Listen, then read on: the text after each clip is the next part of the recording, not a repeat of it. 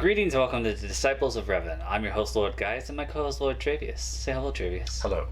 How are you? Mandalorian, Chapter 10, The Passenger.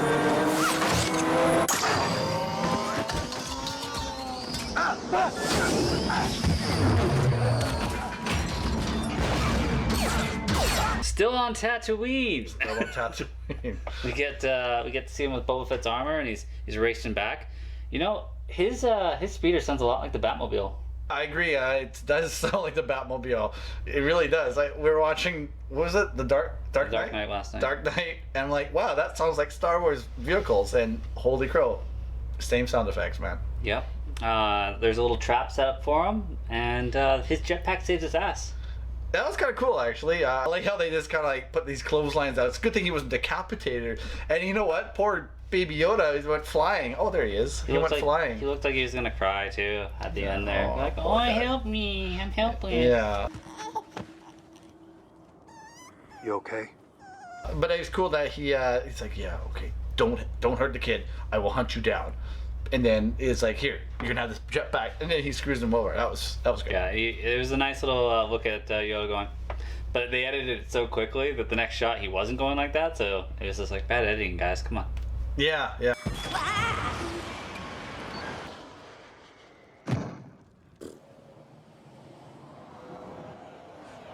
They're being consistent with the planets right now, and all the lore of Tatooine is still there. So it's really good, actually quite. And then they went to the and we still got people hunting for Baby Yoda. So yeah, that's exactly it, which is good. So Mos Eisley Cantina. Mos Eisley, yeah, was it the Mos Eisley Cantina? You're my expert. You tell me. Yeah, I think it was. Obviously, they have droids there now. They do serve their kind there now. Yeah. And then I really like that. Is it Ella? Ellie and Dr. Mandible. Yeah. Well, he was it was kind of cool because he's actually. I wasn't even sure if that was his name or she was just saying it. It's like, oh, Dr. Mandible here. Well, that might have been maybe his like nickname, but he's definitely a character, or an alien species that we haven't seen before. I believe it was a verpine, and you know what? It's kind of cool that they're adding the insectoid aliens now into Star Wars, like for the part of the lore, like live action. That's really cool. I thought Ellie was a bit off in this one. Like, yeah, she was different than she was in the other episodes, where it's just like, oh, Baby Yoda, oh, Mando, I'll help you out. Like, yeah. They were like friends. In this one, she was kind of like a conniving person. I was like, your character kind of changed a little here. A little bit. But I kind of got that from her from the original episode last season too, where she was kind of like, you gotta hold your own in a place like Tatooine. You really gotta make sure that no one screws you around. But obviously she's friends with Mando as much as he has friends. But yeah, at the same time, she's going to take advantage where she can. I'm not a taxi service. I know, I hear you, but I can vouch for her. How about that lizard lady? Yeah, I'm not a fan. Really? No. When she got into the hot tub, you seemed like you were. Yeah, a little Star Wars nudity there, They're flying off to go see Trask. That's where her husband is, and she has to go at sublight speeds or no speed. Yeah, because I guess the light speed wouldn't be conducive to the babies or the eggs, right? It has some kind of effect in light speed. So, but Trask, that sounds familiar, but I can't. It's obviously moving pretty close. Yeah, if it's going at sublight speed. But I haven't really researched that one, but I really did enjoy the X-wing showing up. That was cool. Yeah, they're like New Republic Border Patrol. Yeah, that was good, and the fact that they were pinging him for transponders, like, yeah, okay, we're good. Wait, before we go, can you ping us? We notice your transponder is not emitting. Yes, I'm pre-Empire surplus. I'm not required to run a beacon. That was before. We can wait. Yeah, we can wait. Your tail lights out. Yeah. You see if he's not Imperial. That was pretty good. Yeah. I really like this time period because you have the post-Empire time period where the galaxy is still kind of like there's still warlords, there's still conflict, but yeah, it's not Imperial controlled. It is New Republic controlled, but they're still like weeding out the Imperial. So it's a really good time. There's rumors we might even get Thrawn, live action Thrawn. Well, that would be cool. That would be astounding actually. But yeah, no, like they're setting up the world, and I think the more they do that, the less 7, 8, 9 is gonna make sense. Like, so New Republic, how and why did you not stop this thing from building? The way they're doing it, the way they put this show out, and the tone of it, it's so contradictory to our 7, 8, 9, and it just does not fit in. Like the 7, 8, 9 does not fit into the Star Wars mythos now. Hamill said that he wasn't coming back because he didn't have a great experience with 7, 8, and 9, so he was never coming back. Oh, I didn't but you hear know that. what? I think Lucas, Favreau, and Filoni could easily get him to just make an appearance. Because right now, we're 5 years after, so Yeah. Luke's out there, like, recruiting Jedi. Recruiting Jedi, yeah, and helping Leia establish the Republic and everything like that, Yeah, right? so, I mean, it's in a, DH and something, but, like, I could see Luke, Mark Hamill showing up for it. I didn't know he had a bad, like he said he had a bad experience. He didn't want to come back. Well, I mean, I don't watch a blame single him. interview with him? Yeah, yeah. He did not enjoy it. No. They're like, you're killing Luke. Really? Not even just literally, but...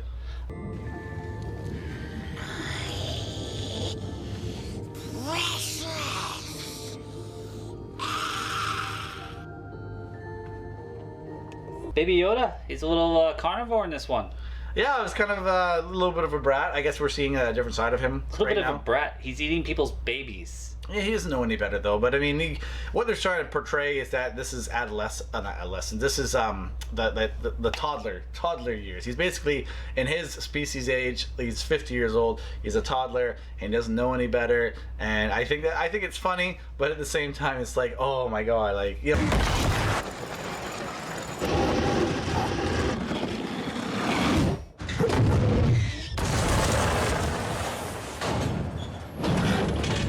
Mando does some fancy flying, but his ship's too heavy, falls through the ice, gets pretty fucked up. I like that chase scene though. It was don't make us do this. I don't know where he thinks he's going in that thing. That ship is destroyed, man. Like the hull down. How to many that times thing. has that the ship been engines destroyed? look like they were like torn off their things enough to not work, even if you did weld them. Yeah, how many times has that ship he said, I kind of seeing a little bit of a repeat here from the first season though. He ain't taking off anywhere. Lizard Lady wanders off to the hot spring.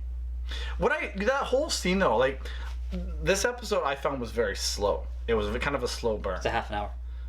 I know, but it was slow. I just, there was some action, but I just found that whole ice planet thing was just kind of drawn out a bit. But, like what I didn't understand though is like, we need some shut eye. He like went to sleep like 3 times in the episode. Tried to go to sleep. Well, tried to go to Kept sleep. getting woken up. Well, I'm just saying, like, let's go to sleep. Yeah, you know what? I'm going to ascertain our prospects in the morning. Get some sleep. Well, I'm going to point out something pretty obvious to you if you haven't figured it out. He went out to Tatooine to find Mandalorians.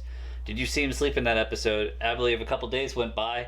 He did not sleep in that episode whatsoever, so he hasn't slept in 3 days probably. The series is becoming very linear. It's almost like 24. It's like the second should tick down right now. It's what he does in like 1 day, or in this case like a week or something like that. I don't know. I just thought I was like, okay, well we're gonna go to sleep now.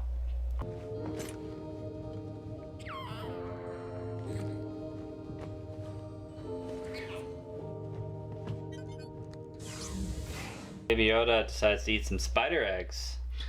Yeah, so this echoes Alien to me big time. Like those things. They were alien spawn. I'm surprised they didn't go to someone's face and start like. Yeah, they weren't face grabbers. No, they weren't face grabbers. But it was like, oh my god. That thing you showed me though on the phone, that spider thing. Yeah, the ones from Rebels, the Cry-Karen. Yeah. Native to Anatolia, but if they're native to one planet, they must be getting out. Well, okay, but I mean, there's other gnarl spiders too that are very similar to that, and they are on Dagobah. Yeah, but like no, the way they had that upper part go, and then with their bodies kind of being the top, and then the eyes are pretty much identical to the ones in Rebels. Okay, I haven't seen the Rebels series, but yeah, they remind me of the gnarl spiders from Dagobah that would actually plant themselves and become a tree eventually. It's kind of interesting. Any of the criticisms I heard about this episode, I was just like, no, sorry, these spiders were so well done. They were well done. I will give them that. And they were unrelenting, and they were coming down, and they're not coming down in attack. They're just coming down because they're like trying to surround him. Mm-hmm. Yeah. And it's beautiful when he pulls out the. It was a very kind of a horror movie type feeling to this one. I found with the spiders. But I mean, there's nothing wrong with that. Spiders scare you or something? No. They induce horror thoughts in you? No, but it kind of reminded me of Harry Potter as well, in the spider scene and everything like that, with all the spiders coming after them. Yeah, well, they're meant to be creepy. Yeah, but I don't think like these things didn't even have 8 legs, so they weren't true spiders. Oh wow, Mr. Arachnid here. They lock themselves in the cockpit, and giant spider decides to not let them take off. Yeah, And then a couple resistance fighters show up and start shooting.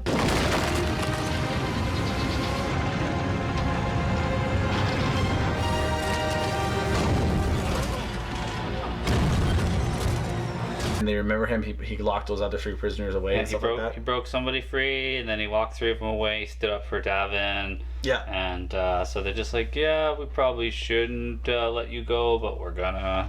It was funny how they just kind of... Yeah, they didn't help him whatsoever. No, they didn't. Well, except for the spiders. We did our thing. We're taking off now, right? Yeah. Yeah. Security records also show that you put your own life in harm's way to try to protect that of Lieutenant Davin from the New Republic Correctional Corps. Is this true? He ever sat down with the New Republic? Like, he could probably tell them a bunch of information about, like, but he's and the dark saber and his evil plan. But the thing is, okay, they could help him find. You got to look Luke. at the time period though here too, right? And his mentality, because he said in one of the episodes last season that New Republic Empire doesn't make a difference, right? He's a mercenary. That's what he is. That's what the Mandalorians are. They're a nomadic mercenary society, so they don't care who's in charge. They're going to live by their own rules regardless, right? Well, he was a bounty hunter. Now he's a babysitter. Not a problem. Safe travels. May the Force be with you. And also with you. Also, last season he didn't know anything about the Force. This season he's saying, "May the said, Force be with you." But I think that was just like a little slang thing. It's like, oh, what does this mean? Yeah, but right? I mean, if you're gonna say something, wouldn't you be like, "What is the Force?" Hey, yeah, I suppose. But I mean, Google. yeah, okay, Galactic Google. You know what? It's funny because that's the one thing about the series so far that I'm not too sure about. It's like, why don't they know about the Jedi? It's 5 years, man. Yeah, but honestly, Luke was the only one, right? Yeah, but at the same time, okay, you have 20 odd years that the Empire was in control. The Emperor purged all Jedi, but that thought of the Jedi does not leave the galaxy. Right? You can't. It's like saying, oh, we don't know anything about the samurai. How did the Empire take shape or whatever? Well, they wiped out the Jedi. I know this was propaganda around for hundreds of years. So propaganda that information would be around. Yeah, well, the propaganda machines and stuff like that. But yeah, you would find something about the Jedi and the Force, right? So that's the thing. When the architect, not the architect. Oh, it's the Matrix. The armorist, which is female, said, this ancient warrior wizard species or group called the Jedi. Like, who's this? Like, that doesn't make any sense why they would not have heard of the Jedi. Even 20 years later, Rey knew what the Jedi were. Well, that's the thing, right? So. And the stories, yeah, exactly. Like Rey said, oh, the stories are true, the Jedi, and yeah. Anyways, maybe, I don't know. That's something maybe they'll explain why certain people don't know about the Jedi. You know the husband? No, I just met her 10 minutes before you walked in. I thought you said you vouched for her on your life. What can I say? I'm an excellent judge of character. What I think about the episode overall, honestly, this episode to me felt like a little bit of a filler episode. They need to start progressing the story, I think, because it's the same stuff that we've seen from last season. I'm not saying it wasn't a good episode. I'm not saying I don't like the Mandalorian. Of course I do. But they need to add something more. Like, yes, he's going from planet to planet, trying to find the Mandalorians, trying to find Baby Yoda's species, planet, whatever he's trying to find, but they need to progress it a little bit, I feel, a little bit faster. These episodes are good, but we need to add more to the story at this point. There needs to be something else, because we're 2 episodes in and we haven't heard anything about Moff Gideon. Yeah, I think that's a common Gideon. That's a common complaint, but everybody's so used to movies where it's just here's your story and it's jam packed and not so good. But any series was all epic, this is happening, epic, this is happening, and it's just Fate of the Universe was constantly in Clone Wars for the series. So it's just here's a show where you're following one character, which generally doesn't usually work, and yeah, you're seeing his day to day, you're seeing him get to place, he doesn't just appear somewhere. And that's the thing about this, it's a day-to-day thing, right? It's I wake up, I go to sleep, I'm doing this. It is. I don't know how much money you want them to spend on episodes. Like Lots, a million an episode. No, but I'm just saying, like, they're spending 8 to 10 million an episode, dude. okay, shut up. I'm just saying that, like, we got to progress the story here a little bit, because it is right now. It's the same rhetoric from the first season, which is fine. I like it. I can watch it 1,000 times and I'll still love it. But I know that there's a lot of people that want to have a little bit more progression, and I'm sure it's going to happen in the next few episodes. Because how many episodes are we getting this season? 8, same as last season. Yeah, 8 or 10.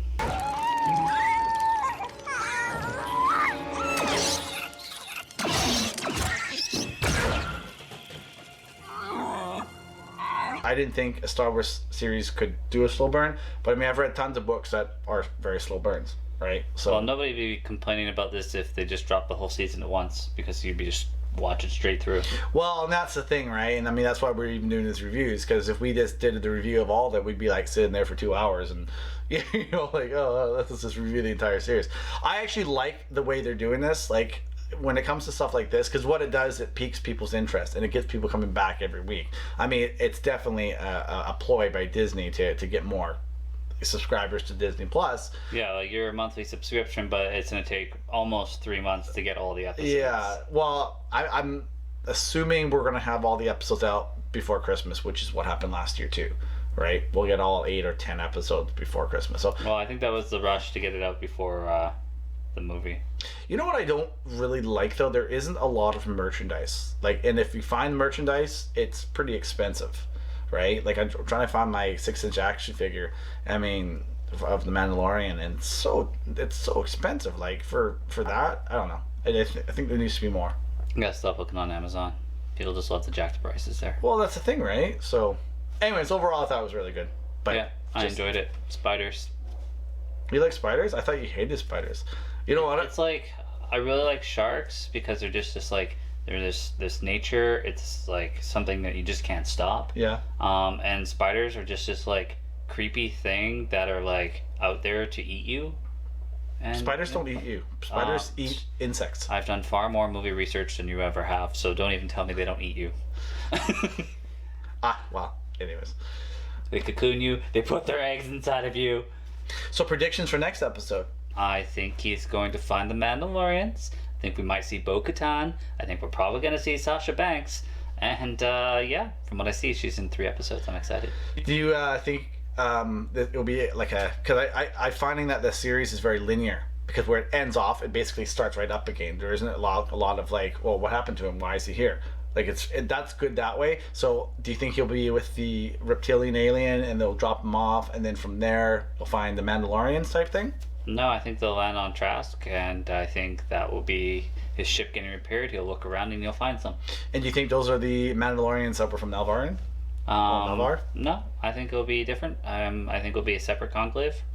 And yeah. Interesting. Well, And if we meet Bo-Katan, we're going to find out how she lost the Darksaber to Moff Gideon. Well, thanks for watching. And as always, until next time.